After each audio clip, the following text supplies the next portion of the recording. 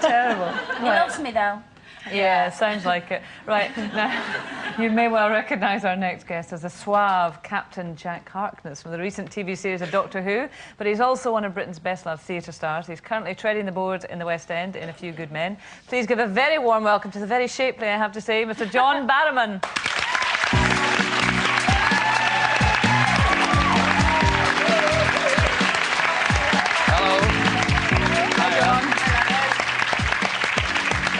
Whether to give everybody a kiss or not. Oh, I thought yes. Yeah. Just get... Ooh, lovely. How did we know that was going to happen? I think you're sexy. Thank you.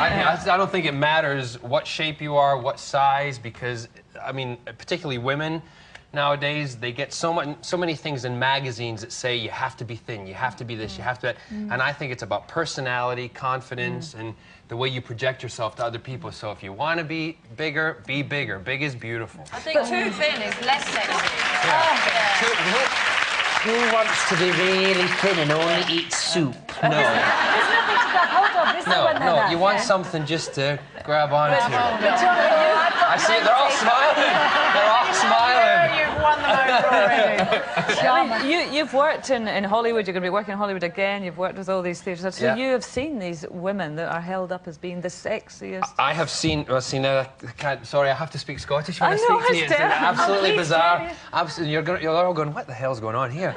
Yeah, I know, I've seen waif, thin girls. I worked with Yasmin Bleeth, and she was really, really thin to the point, it just...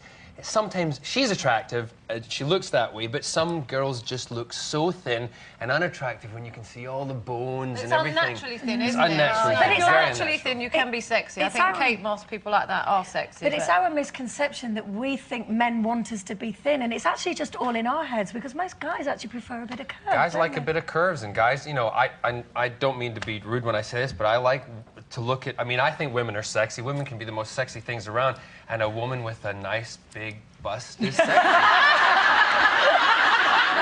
You've called. It's somewhere to rest your head. That's what I see. So, Ray, you can just go,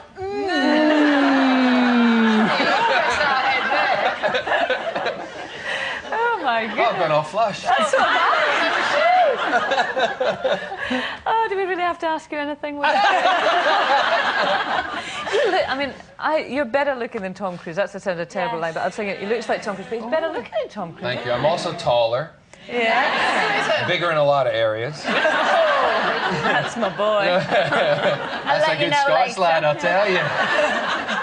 What is this Scots thing? You're a bit schizophrenic. No, I am a bit schizophrenic. I have to explain. When I was born and raised in Glasgow till I was 9 years old, and then my father's company moved us to the United States.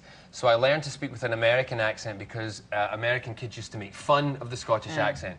But when I'm at home with my mum and dad and my brothers and sisters, or I go to Glasgow, or I speak with someone who's Scottish, I speak with a Scottish accent because I feel like a fraud if I speak American to them. A fraud? I feel like a fraud. It's better than Glasgow to go and say, can I have some fish and chips, please? I go, can I have some fish and chips, please? They go, piss off.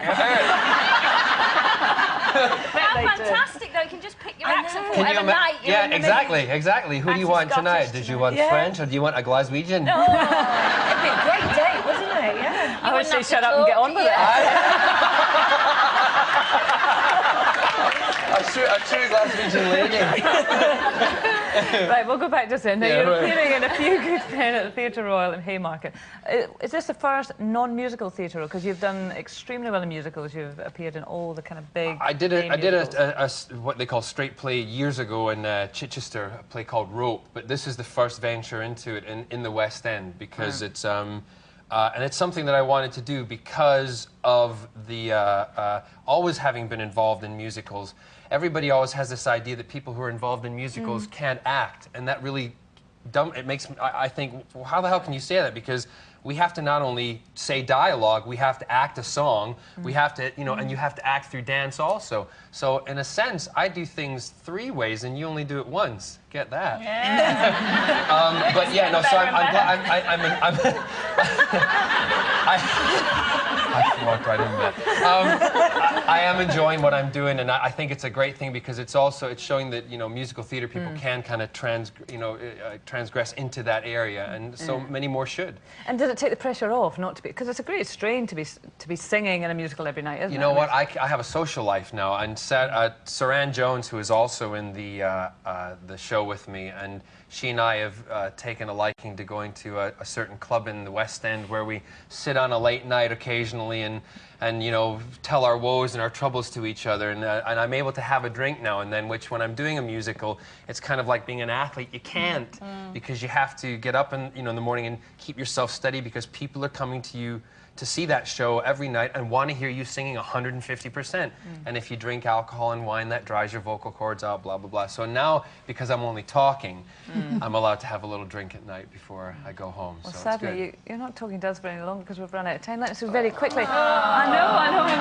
A tattoo? Do you fancy one? I do fancy one. I fancy a set of bagpipes near the family jewels, but that's about it.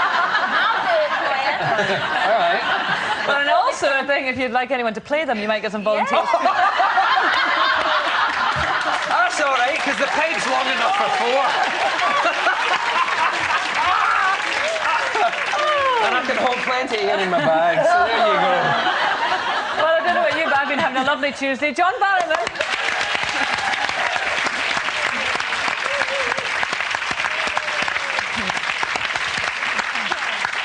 It's really time to take a break. I'm sure you could do more than 10 minutes now, couldn't you? Before we do, here's one last chance to enter today's competition.